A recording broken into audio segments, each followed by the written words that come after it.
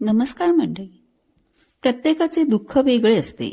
कोणाचे शारीरिक तर कोणाचे मानसिक असते. कोणाचे अपेक्षाभंगाचे दुःख असते तर कोणाचे इच्छापूर्ती न झाल्याचे दुःख असते.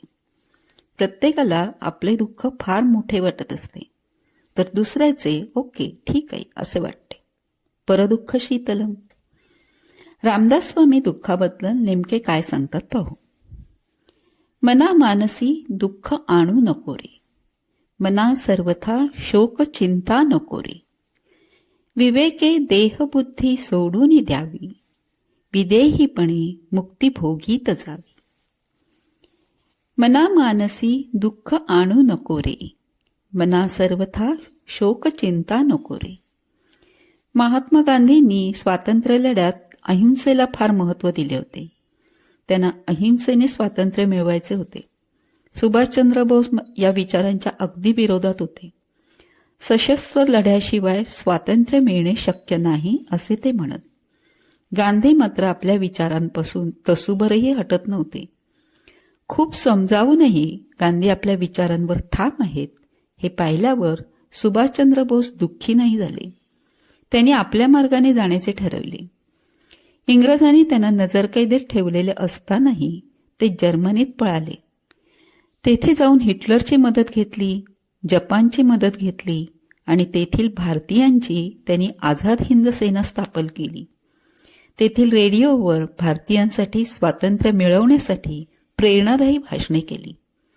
आझाद हिंद सेनेची विजयी आगेकूच सुरू होती आणि हेही भारतीयांसाठी प्रेरणादायी होते.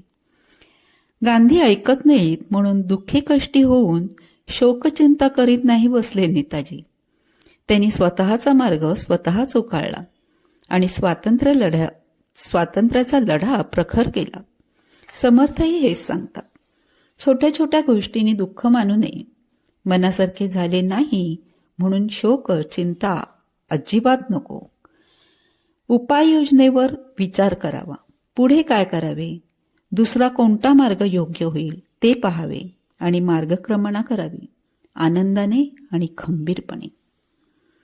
विवेके देहबुद्धी सोडून द्यावी, विदेहीपणे मुक्ती भोगीत जावी.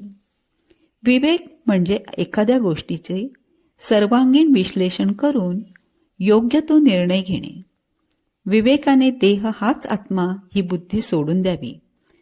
अहंकाराचे सुखदुःखाचे भान विसरून आत्मज्ञानात राहून मुक्तीचा आनंद जिवंतपणेच अनुभवावा. एकदा शिवाजी महाराजांनी स्वामींना विचारले, तुम्ही एवढ्या लोकांवर संस्कार करता, बलाच्या उपासनेने वीर घडवता, तरीही तुमच्यात अभिमान दिसत नाही, हे कसे? स्वामी म्हणाले, हे सर्व जरी मी केले असले तरी त्याचा कर्पिता तो ईश्वर आहे. श्रीरामांच्या कृपेने हे सर्व होते. जगात राहून समाजासाठी काम करूनही त्यांच्या मनात अहंकार, द्वेष, राग, देहभाव काहीच नव्हते. हीच खरी विधेयीपणे मुक्ती भोगण्याची अवस्था. एकदा एका शिष्याने गुरुला विचारले, जगात राहूनही मन मुक्त कसं राहू शकतं? विधेयीपणा म्हणजे नेमके काय? गुरुजींनी त्याला 2 मातीच्या बाहुल्या दिल्या व ते दोघेही नदीकाठी गेले. त्यांनी पहिली बाहुली पाण्यात ठेवली, ती लगेच बुडाली, पाण्यात विरघळून गेली. गुरुजी म्हणाले, ही अशी माणसं आहेत की थोडं दुःख, थोडं संकट आलं तरी तुटून जातात. दुसरी बाहुली पाण्यात ठेवली, ती न बुडाली न विरघळली. गुरुजी म्हणाले, ही आहे विधेयी अवस्था. जग म्हणजे नदी. प्रत्येक माणूस पाण्यात उतरतच असतो, पण विदेही माणूस जगात राहूनही जगाच्या ओझ्याने बुडत नाही, दुःखाने विरघळत नाही. हलका होऊन अहंकार विरहित आत्मिक शांततेत जगतो. कर्तव्य करत असताना देह अहंकारी आसक्ती विरहित असतो, तोच जिवंतपणे मुक्तीचा आनंद घेतो, असे समर्थ म्हणतात. बोला जय जय रामकृष्ण हरी.